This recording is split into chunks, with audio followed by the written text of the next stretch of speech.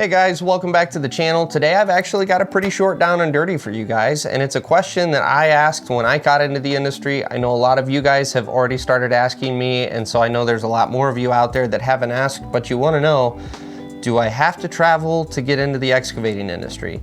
And the short answer is no, not at all. There is so much opportunity right now in this current economy, and with everything that's going on, you don't need to travel, and you don't have to travel to make good money either. There's really good money staying local. So as you guys often know, what I preach is get into the industry with a small residential company. Start there. Most of those guys only operate about 30 minutes away from their shop, sometimes 45 to an hour. I know at the company I was at, we would only go maybe an hour away from the shop, and that was for an oddball job. The rest of our jobs were within probably 30 minutes of the yard. If you get into a mid-sized to upper scale civil company, when I went to work for Dan's Excavating, we were 300 plus employee company doing large civil projects, and I didn't have to travel more than an hour, hour and 15 minutes to any of my job sites. So yeah, the drive got a little old, especially after doing it for a full season, but it wasn't something where I had to go buy a camper and I had to make arrangements for what hotel I was gonna stay in for half the season or anything like that. It's really just one of those things where you wake up a little earlier, you plug away in the car, you download a good podcast, and next thing you know, you're on the job.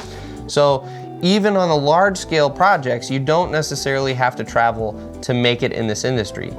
Now let's flip gears and talk about what if you do want to travel. Well, the beauty of this industry is there's ample opportunity for that too. The first job that I would highly recommend you look into if you want to travel is pipeline work.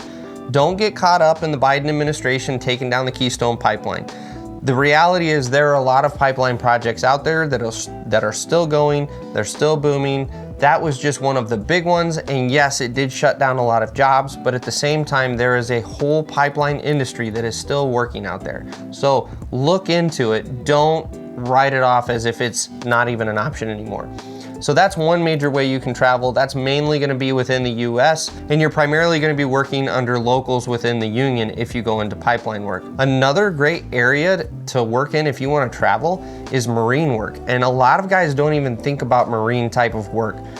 Those guys make serious money, and you not only can travel around the country, but you can start traveling around the world at that point. These guys will bounce, smaller companies may bounce from New York to Chicago to down in Florida over to California, doing all sorts of seawalls and dredging applications. And there's so many things you can do in the marine world that allow you to travel within the United States. But there's also the possibility of going international with some of these larger companies that do some of the deep sea recovery and everything. They need operators to operate equipment on those ships or wherever they are working, whether it be dockside or whatever. This is where, as you can tell, I don't have a lot of experience in this area of the industry, and so I don't have a bunch of fancy terms, but I will say marine work is a fantastic way to travel and see the world if that's what you desire. So to kind of go back to our main question here, do I have to travel to make good money in the excavating industry?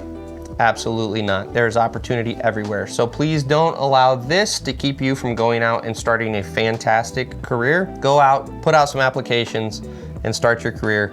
You're gonna love it. It's fantastic. So with that being said, as always, if you have any comments or questions, drop them down below. I'd be more than happy to answer them for you, and we'll catch you guys on the next video.